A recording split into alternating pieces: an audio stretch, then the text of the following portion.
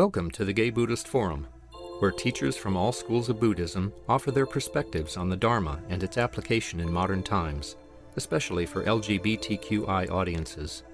These talks are offered freely to the world and made possible by appreciative listeners. If you would like to support our efforts to share the Dharma with underserved audiences, please visit gaybuddhist.org. There you can donate, find a list of upcoming speakers, or enjoy many hundreds of these recorded talks dating back to 1996. It's our custom to introduce ourselves before we hear from our speaker. And I will introduce him at the end of our circle. I always like to suggest that you take a breath after the name you've just heard, so you can have a moment to digest and not to feel like we need to rush through. I'm Joe Good. I'm Amos. I'm Tom. I'm Prasada Chitta. Justin. David. Sergio. Terry. Jonathan. Mark. Peter. Michael. Tom. Oswaldo. Clint. I'm David Cannon. I'm George. My name is Cass. Paul. I'm Jim.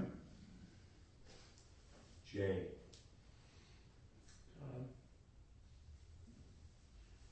Thank you. Anybody new or returning after a long absence? Let's make sure to make our new people feel welcome in the social moment. Our speaker today, find my little cheat sheet, is someone who is familiar to us as a member of the Sangha, and also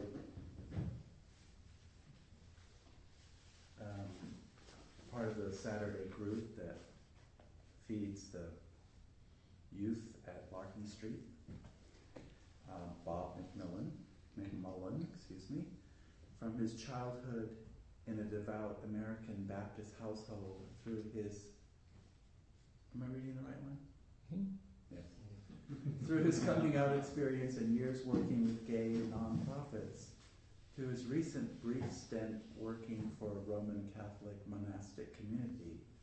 Bob will share how he has tried to use these very different life experiences in his pursuit of personal insight and spiritual health. Welcome. Thank you. Coincidentally, I didn't realize that that I was going to be receiving the introduction from you, but a few weeks back, Michael and I attended a workshop, I guess it was, of one of Joe's new pieces called Hush. Is that what it's called? And while I was watching that, I got an inspiration for the direction I wanted to go with some of what I'm going to be saying this morning.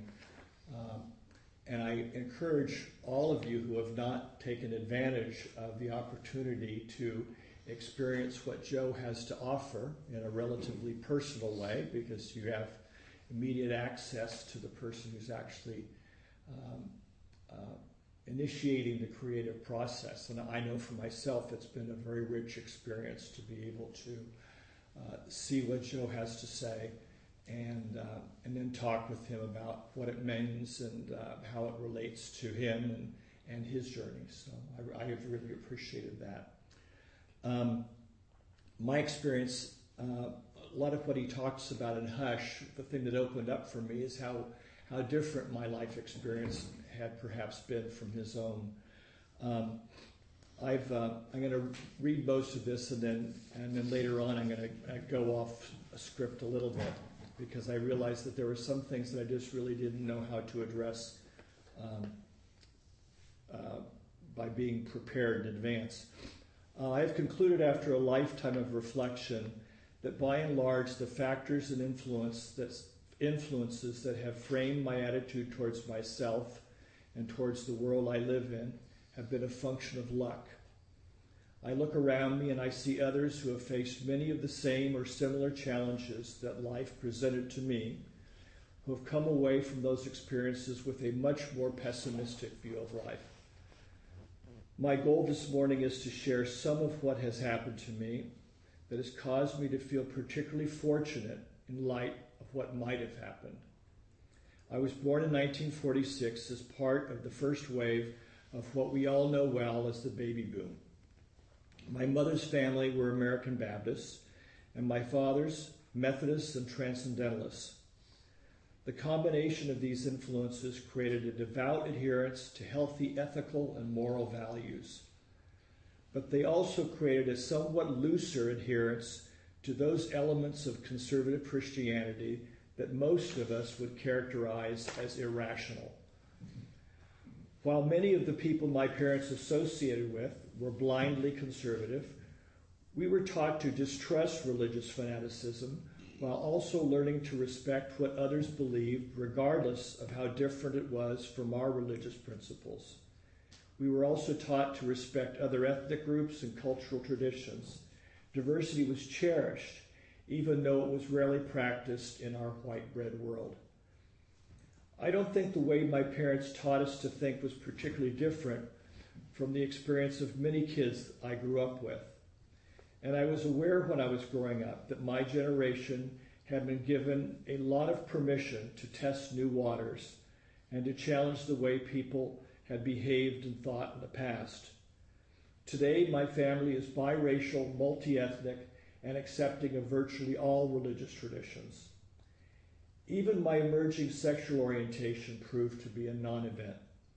My father had a lesbian aunt, and much of my early adulthood was spent in the company of a gay cousin with whom, to quote my mother, "You have a lot in common."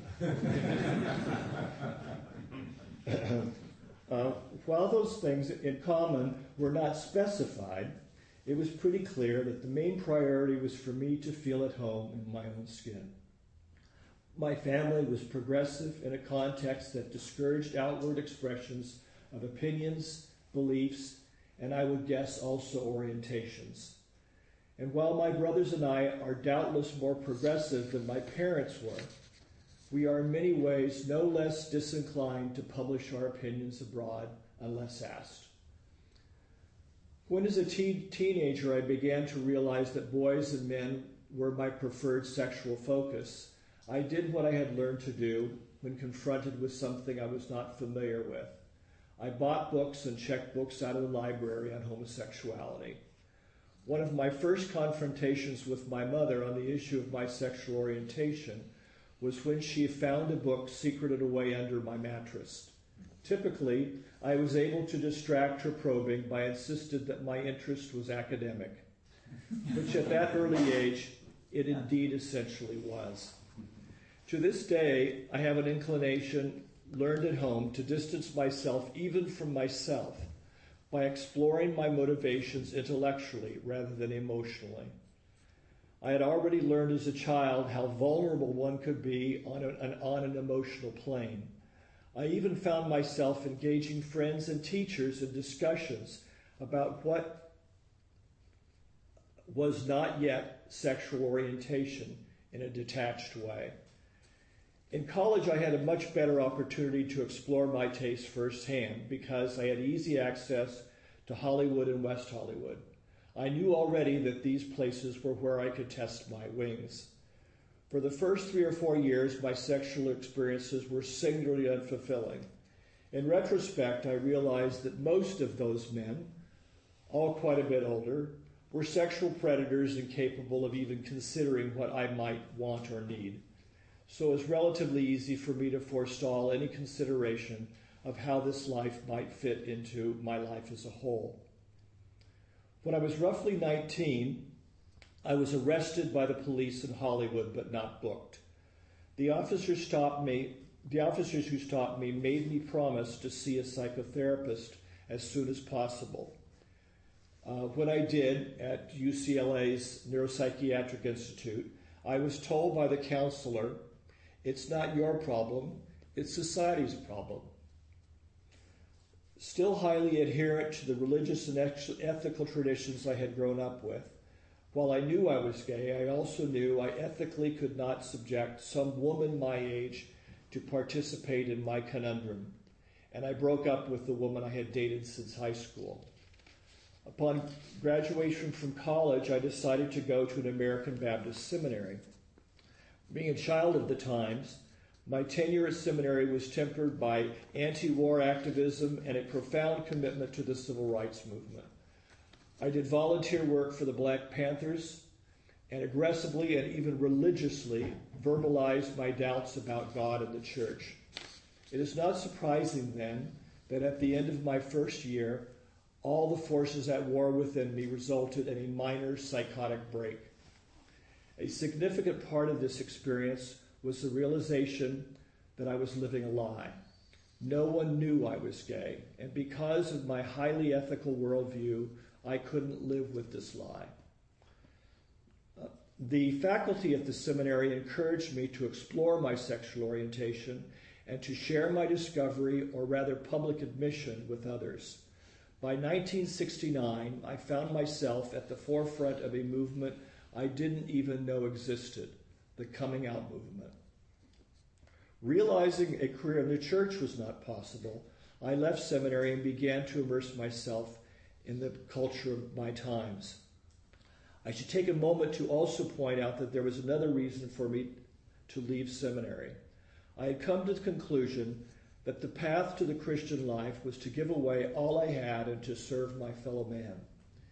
It was pretty clear to me already that I was just not cut out for that kind of commitment. To this day, I believe that is the true nature of Christianity, and I understand that the church turned its back on that vision because it is an impossibility for just about everyone. In other words, in my worldview, there is no functioning Christian community, with the possible exception of some, but hardly all, cloistered religious communities. After leaving seminary, I went in a different direction. I consumed copious quantities of the drugs of the day, and I began to explore the sexual cornucopia that was Los Angeles in the early 1970s. One of my first discoveries was that my two closest friends from high school were also gay and had come out through their own journeys of discovery. We rejoined forces as we assisted each other and placed stumbling blocks in each other's way. This brings my story to roughly 1973, and the 40 years since that juncture have been similarly characterized by taking risks while enjoying the company of an angel on my shoulder. Until 1973, I probably would have suggested that the journey had been a difficult one, and it has only been through introspection that I've come to realize that it was a comparative cakewalk. If I were inclined to see life as guided by the hand of another, I would do so, because nothing ever happened to me that I wasn't prepared to deal with. Even though it was difficult for me to recognize life challenges as lessons prepared especially for me, I can hardly help seeing my life's journeys as designed to enrich me and to make me inclined to celebrate everything that has occurred. It has also taught me to behave the way my parents would have wanted me to behave, ethically with an eye to open-mindedness, a forgiving nature, and appreciation for the blessings that came my way. It has even made me disinclined to pass judgment either on those who have mistreated me or on institutions like the church that have disguised the best they have to offer by making the most exalted messages unrecognizable and meaningless. The next 10 years were eventful, and I can see today that mostly I just wandered trying to figure out what I was supposed to do and where I was supposed to be. In 1984, I was lucky enough to manage a significant career change from federal government service to nonprofit management. The federal career was soul crushing.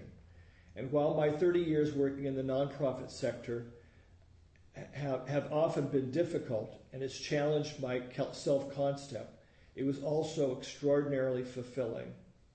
Initially, I worked for fine arts organizations, but after being laid off in the early 90s because of the recession at that time, I found a place working for what is often billed as the largest gay and lesbian organization in the world. Terry Miller, who's with us today, and I met each other in 1994. We worked in the development department at the LA Gay and Lesbian Center, so it's especially meaningful to me that he's with us this morning. The LA Gay and Lesbian Center had then a $30 million budget and provided scores of different services to gay men, lesbians, questioning youth, and transgendered men and women.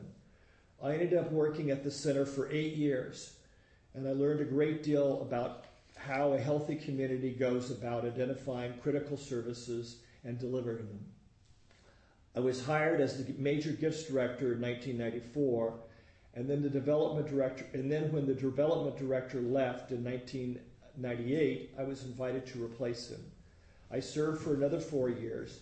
Many of you are doubtless familiar with the story of the California AIDS ride firing the agency that managed the event that started the event now known as AIDS Life Cycle.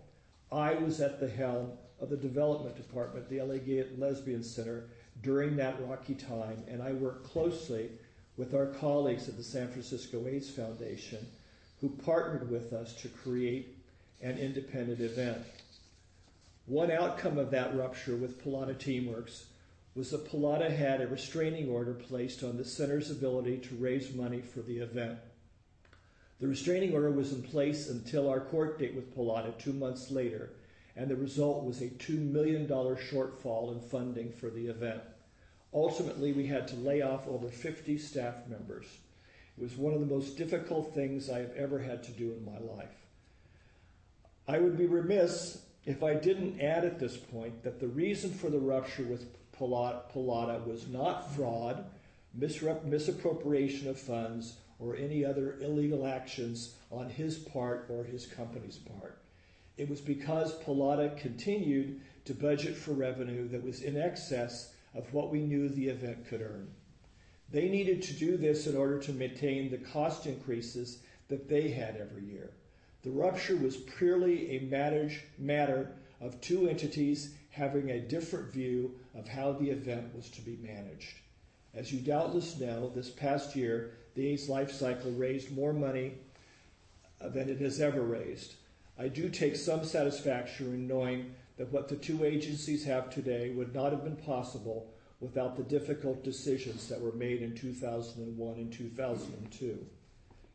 After leaving the center, I had the privilege of working again in the gay community for Stop AIDS Project. And while that relationship ended sadly too, I had a wonderful time working for the agency and getting a much better idea of what HIV prevention is all about. Those of you who have lived through the AIDS crisis in San Francisco in the 1980s are doubtlessly aware of the amazing program for HIV prevention that was created. In the late 80s, the HIV infection rate dropped from about 18% a year to under 2% a year. It is arguably one of the miracles of public action for public health in the world. I was very proud to have had the honor to have worked there. I recently retired from my nonprofit career, and I have the great good fortune to not really need to work anymore. I'm not sure what I want to do for the rest of my life. Perhaps just relax, but I'm guessing that I will find some new passion to pursue. GBF entered my life soon after I left Stop AIDS Project, and I'm very pleased to have returned to my home here since leaving my last work assignment. I know that the final years of this life will not be carefree, but I am hopeful that I will continue to find ways to make my life productive, even as I face new and more difficult challenges. The thing I obviously sort of skated over was, and I really didn't know how it would be possible to address, was the entire period of the 1980s and the early 1990s when, as we know, we went through a nightmare health crisis. There's a term I guess it's a philosophical term, but it's something I learned when I was in seminary called absurd evil. It's evil that doesn't have any it doesn't come from an individual or from some action. It's an evil that's impersonal, that attacks an individual or a community. And if there ever was a absurd evil, it was AIDS in the 80s and 90s. I don't know. Yes. What is the surd? Surd. How do you spell I think it's SERD. it? S-E-R. What does that mean? The definition that we got at the time was that it meant evil that does not come from man's activities or from other gods or whatever. It's something that's impersonal. At any rate, it has continued to elude me how to place that entire experience in some sort of meaningful context.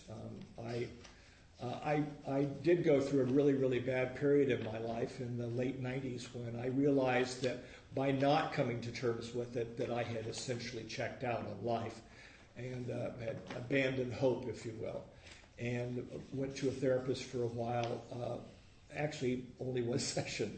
And just walking into the therapist's office, immediately I knew what the problem was. Oh, I haven't coped. I never ever came to terms with all of these lives that were lost. So I still have not figured out how that factors into my life's experience. It seems so pointless and meaningless. The other thing that I sort of couldn't put my head around and verbalize on paper was where I go from here. I sort of, in many ways, I find myself at the same place I was when I was at seminary, where I feel like I want to do something. I want a mission. I want a purpose, and I'm not quite sure what that is. For most of my life, my dream was to be like you, to be an artist, and I think but I have come to recognize the fact that as much as I might hope to be an artist, that I'm really not an artist. Or if I am an artist, I'm a poor artist. And so, can I be satisfied creating bad art? I'm not sure if that's something that will provide me with very much personal satisfaction. But that is a place where I find myself today. I'm glad I have this environment. I know that the company of all of you and of meditation will assist me in finding answers to some of those questions in the years ahead. Yes. Could you speak a little more about your spiritual journey? You had your upbringing, your seminary. Right. I guess you're a Buddhist, or you're a practicing Buddhist, or whatever. So, what is that drew you to Buddhism and those sorts of things? Right. I don't believe I don't believe in God, if you will. Because of my experience, probably, I am very resistant to anything that starts to feel like a form. Because my whole life was about form. And once I broke that cage, I'm very aware, and as a matter of fact, those of you who know me well know that I like, the minute that I'm supposed to do something a particular way, I start trying to find my exit, because it's just I'm so, if you will, I'm afraid of being lied to again, and that's an overstatement, because I don't, because as I said, I found a lot of really, really good stuff in my spiritual journey. I had to look for it, though. I had to pan for it, because mostly it was dirt, and I don't think that my experience is any different than anybody else's experience. I think the thing that I was lucky about was that I learned to not accept what was given to me, that I was told to be critical. And it was mostly my father, certainly more than my mother. My father was a very critical thinker, and he encouraged us from. As a matter of fact, I remember having an experience when I couldn't have been more than 10 or 11 years old, and getting into an argument with him about something, and having an epiphany at that moment of realizing, oh, knowledge is power. And that the minute that you really understand the truth, that you get a hold of a piece of truth, that you're a little bit more powerful than you were before that point. And again, those of you who know me well know that I'm a glutton for information and power. I have to, one of the things I have a tendency to resist is anything that's not food. Anything that looks like dessert, I have a tendency to steer away from, because I'm very compelled to try to find information about what's this entire thing all about? What's this process all about? Why are we here? Why are we doing this? And then the Buddhism, though. So what drew you to this? Well, it's the meditation. It's the meditation. 100% it's the meditation. That's why I do it. As a matter of fact, to be very honest with you, I've read a lot of the books, and often about 3 or 4 pages into a chapter, I hit a brick wall, because it gets formalized, and I go, I can't get there. I'm not going to be able to get there. It's too structured. And it's not that I know that it's wrong. It's just that I distrust it, because I've been there before. Because I've been down that path. And as a matter of fact, I very well may be missing out on something, because I've got blinders on about that stuff. Yes. Like you, first of all, thank you for telling your story of your path.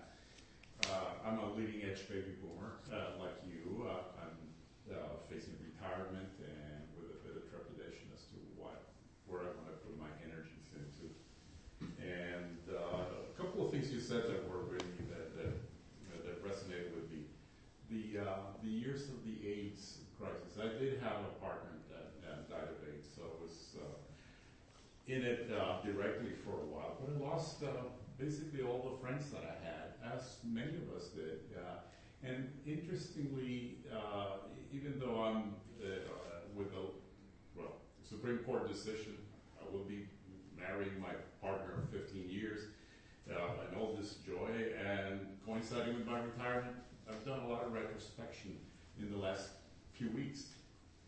The AIDS part of it is like I haven't addressed that. It's an elephant in there that's there that so like you. I mean, I think probably not unlike what a lot of people that went through the Holocaust that didn't want to talk about it with their children, and it's something that made me think a lot. Yeah. So thank you for that. Well, and like you, I found. I'm a very lucky man. I've had all sorts of things happen, but I'm in a good place in my life. Always have been, always managed to, luck or whatever, keep a positive outlook. Just general comment on that one. Thank you for your sharing. thank you. Yes.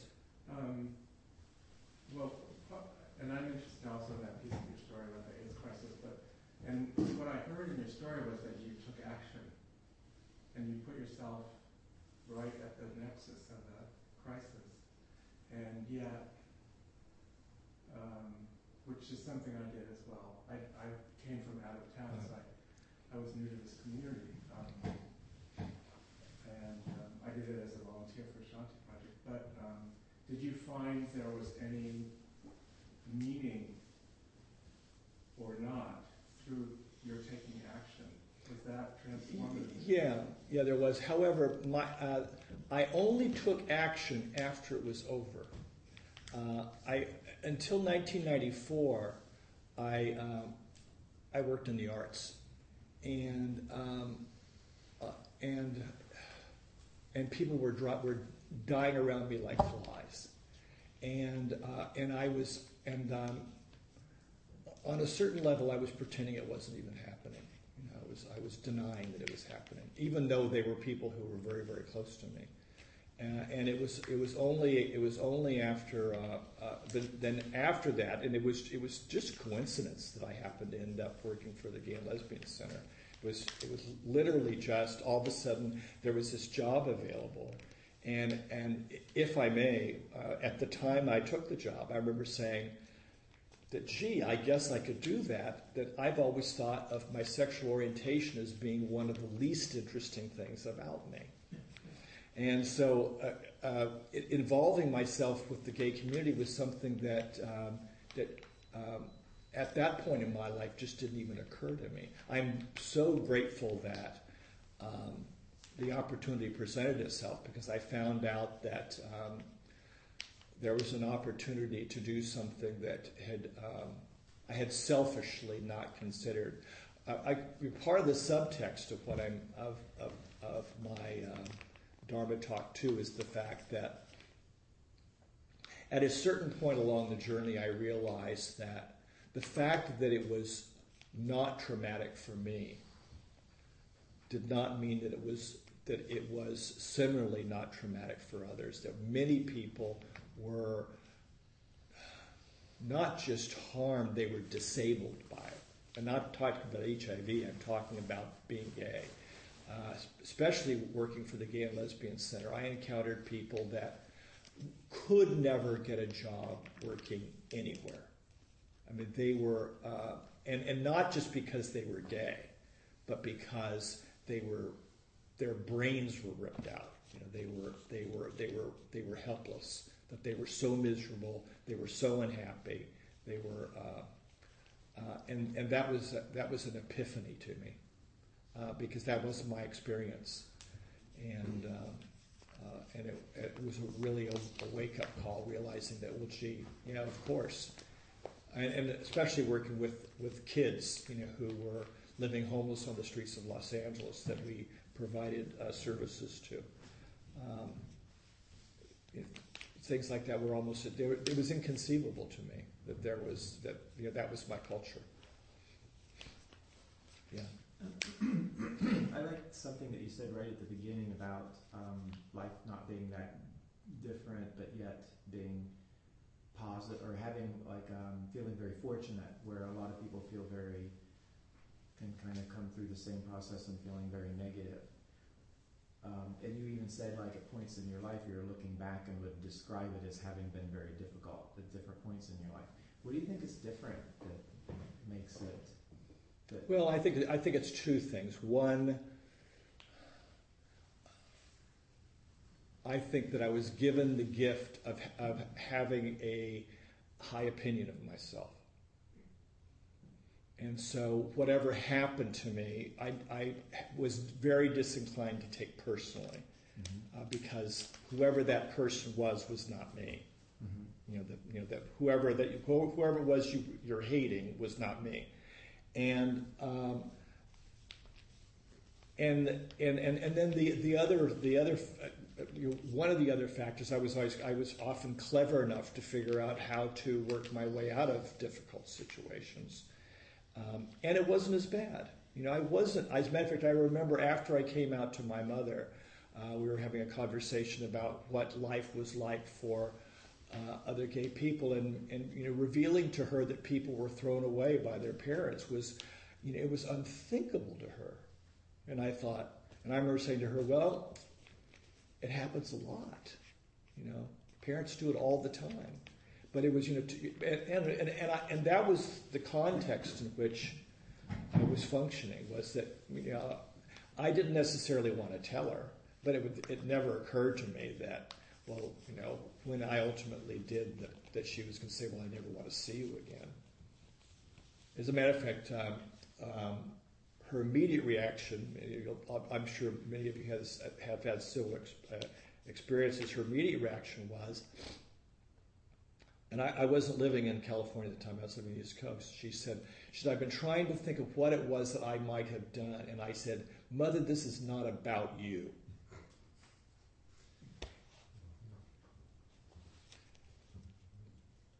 Which I don't know if that helped her or not, but yes.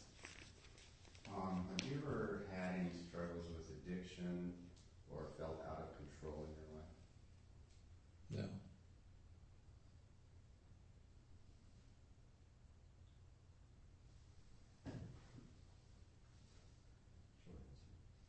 And I'm sorry?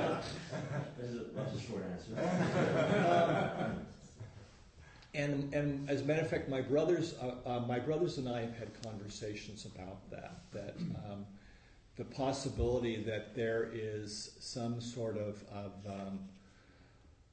threshold that we never go past with substances, that we never experience the euphoria that perhaps other people experience, and therefore don't get caught up in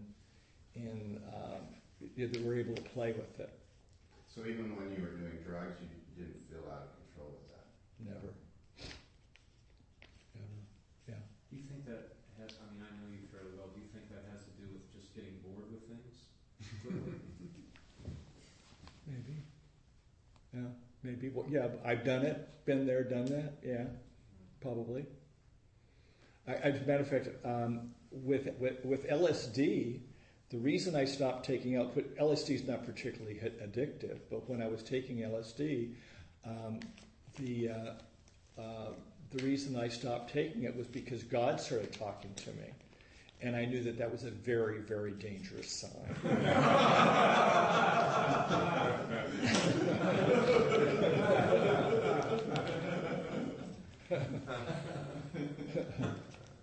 Yeah. I think what you're describing a lot of is resilience, and I wonder, does your brother have similar? Oh, absolutely. Yeah, we're cut out of. As a matter of fact, it's really as I've gotten older. One of the things that's almost bizarre when we get together, it's like we're three copies of the same thing. The way we interact, the things that we think that are funny. It's a sort of a bizarre thing to say, but in some ways it's like spending time with myself. Being with one of my brothers, having a conversation with one of my brothers. It's about as good as it gets. And I know that most people don't get that too. That's a very, very rare gift. Yeah. Would you be willing to say something about how your meditation practice, specifically meditation, has evolved over the years and what's useful for you? I don't think it has evolved over the years. I've just started. I came for a year right after leaving Stop AIDS Project. Then I left and I went to Northern California for 2 years. Then I had another job in San Francisco. When I left there, I came back to GBF. So I've only been back for a year. So I haven't even started.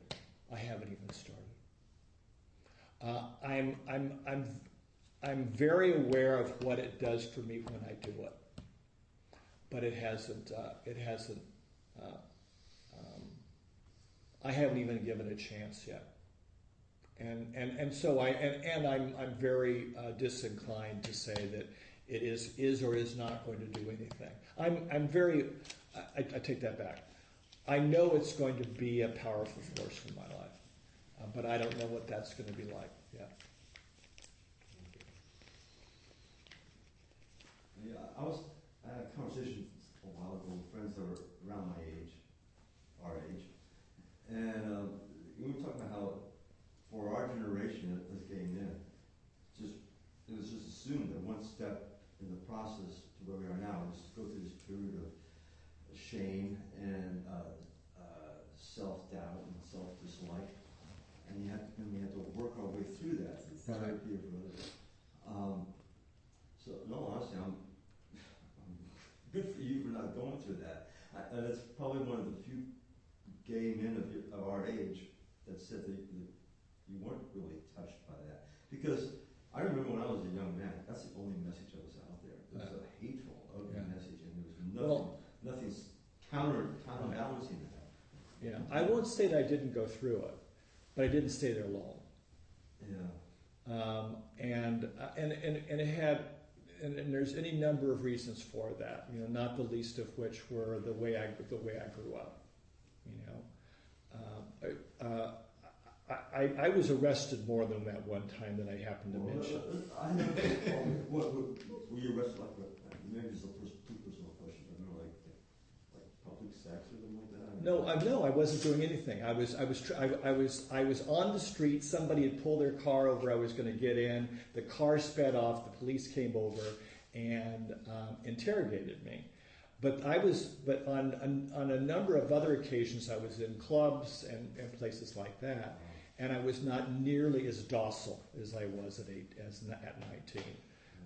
I let them know under no uncertain terms that they did not have my permission to treat me the way that they were treating me, and I know that came from the way I grew up. That's great, because going back to what I was saying before, it's an amazing concept to think that there's a young gay and lesbians just coming out right now. They're just devoid of shame. I know. I mean, it's almost, I can almost not even conceive. Thank God, huh? Yeah. Oh no, it's wonderful. It's wonderful. And just that they don't start out life with this crushing burden that so many of us in our generation. Yeah. Absolutely. Oh, great. Yeah. I was surprised to hear when you said that when you went to a psychiatrist or whatever at UCLA, that the person was enlightened enough to tell you. Can that you it was believe your that? problem. I remember very distinctly. I was already in grad school. Opened the New York Times the day that the American Psychological Association, 1973 or 4, where homosexuality was officially taken off the Right. or whatever that list of. So I never got to go for counseling, but I did have a long, lonely struggle. Most of all because up until that point, this was one of those times when I remember, maybe it's not me, maybe I'm not wrong, but it was later that I began. No, it was the luck of the draw. Well, I mean, think about having I had a therapist for a year who was on the faculty of American Baptist Seminary of the West in Covina, who counseled me on the necessity of my coming to terms with my sexual orientation and letting other people know about it. This is 1969. Wow. And Baptist. Yeah. Yeah. I want to thank you for your beautiful talk. It was very heartfelt and very just present. I liked what you had to say and how you had to say it. I just had a question. What's your hometown? Where did you grow up? Which part of the country? I grew up in Woodland Hills. Oh, so Southern California. Yeah. Okay. Yeah. Thanks. Yeah. Yes. Yeah, I was struck when you said that now you don't see yourself doing art or wanting to do art. My feeling is that art is, if it's worth doing, it's worth doing poorly. What are your tastes in art? You are doubtless correct.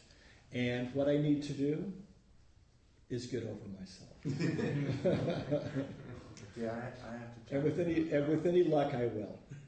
I have to chime in on that one because I think any artist artist who dares to think of themselves as good or bad is completely disabled immediately. I mean, you can't think that way. You have to think this is some generous meta activity that I do for myself, first and foremost, that helps me understand the world, and then everything else beyond that is bonus. Yeah, I may have spent too many years in preparation. What form of art did you do? I'm sorry? What form of art did you do? I tried music at one point, but I'm not particularly gifted. I write poetry, short stories. But I also really want to reiterate the thanks for thinking about that period of the epidemic and the loss that so many of us went through. And I made work during that time ostensibly trying to process it. So I thought I was dealing with it, but I still feel like it is a monster that I can't wrap my mind around. So I appreciate that very much. Yeah, you're right. You still play the piano? I do. And it, as a matter of fact, talking about meditation, it's meditation. When I play, I go into a different space, and I can feel my biorhythms coming down, or whatever it is that's supposed to happen. and once I'm finished, it's like now I can do whatever I want to do for the rest of the day. You refer to one of your professional activities as soul crushing. Yes. What was it about it? That was soul crushing? Oh God, that's a long conversation. Working for the federal government in general is soul crushing. But I had a job in particular because of the nature of what the federal government does. There are literally hundreds of thousands of people who do nothing but determine how much money and how many people it takes to do something else. And that was my job. My job was to determine how many people and what kinds of people do you need in order to do what tasks. And it made me crazy. It just made me crazy. I would, as a matter of fact, I used to say, I worked for the military, and I used to send memos to the generals saying, my recommendation is that you fire all of us and make the officers responsible for getting the job done that they have been assigned. And if they don't, then you get rid of them. And then they would, and then I would put that in the suggestion box, and then they would respond to it because they have to. Somebody's got to. So they would say, thank you very much for your suggestion. We're not going to follow through, whatever. But I used to think, God, I wish I could have been sitting there and going through the process that they were going through. I'm sure they thought, how can we get rid of this guy?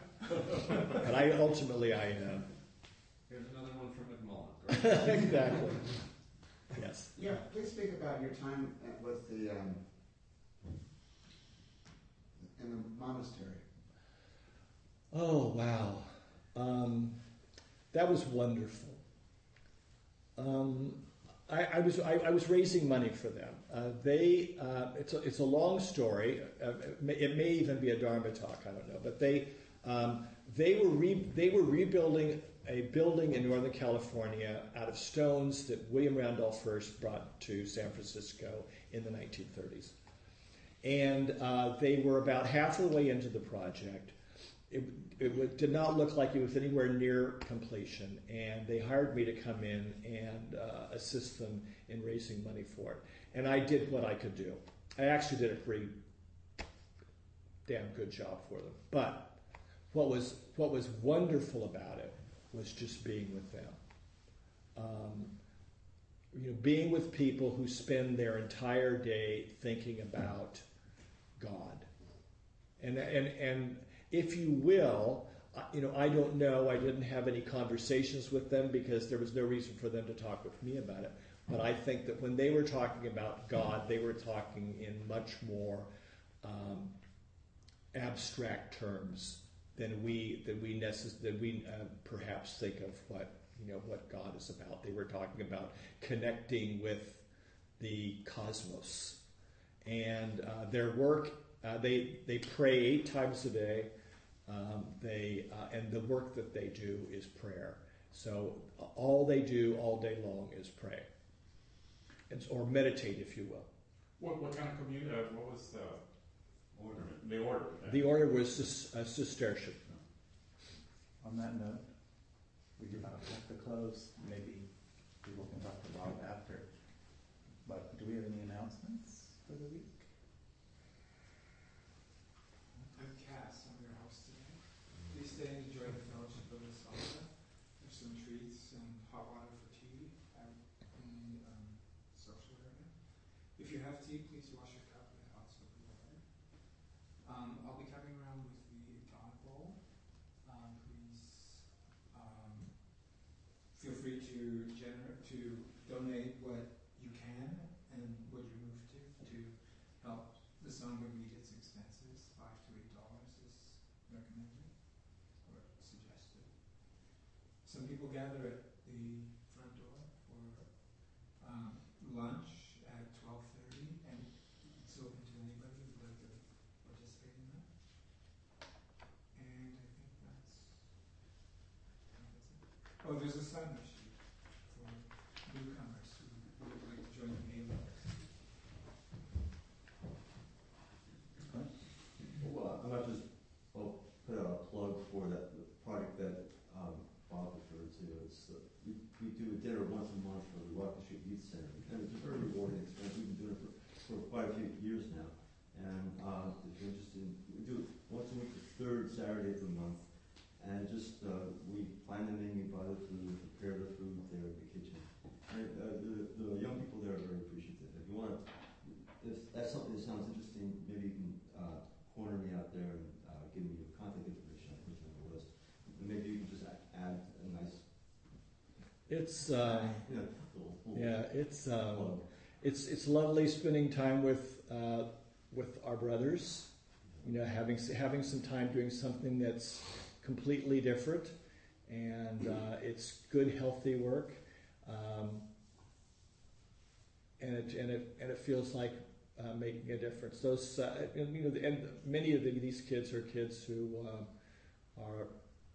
have been thrown away by their families. Yeah. And you experience them, and you understand why the hell they would have been thrown away by their families, because they're not easy people. Some of them are not different. Yeah, some of them are wonderful. No, some of them are wonderful. Are wonderful, charming. Yeah, the ones who come up and talk to us are wonderful. Yeah. But there's another 3/4 of them that were probably just. We'll probably be this week. Yeah.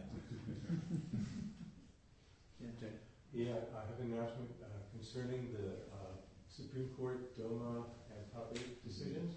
You may have heard that there's this 28-day period during which their decision can be appealed, and a group in Arizona decided to do that. Part of their name has to do with defending freedom, which is a misnomer if I ever heard one.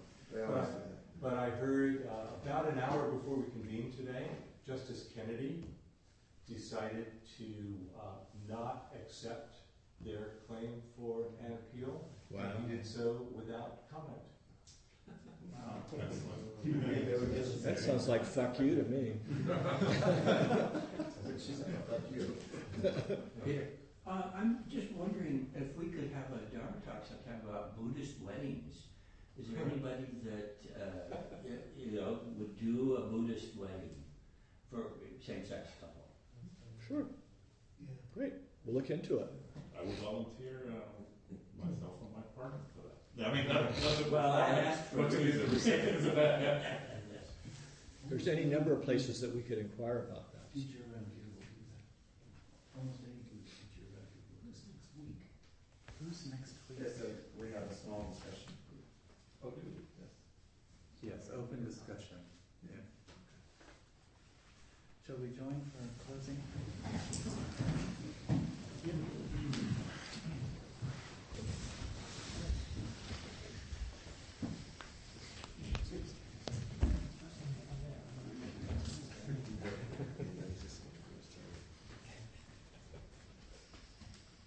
By the power and truth of this practice, may all beings have happiness and the causes of happiness. May all be free from sorrow and the causes of sorrow. May all never be separated from the sacred happiness which is without sorrow. And may all live in equanimity, without too much attachment or too much aversion, believing in the equality of all that lives.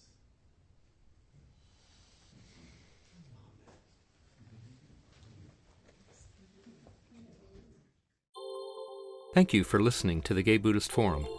If you would like to hear several new talks per month and be notified of upcoming speakers so you can participate live, please subscribe to this podcast, like us on Facebook, and join our mailing list by visiting gaybuddhist.org.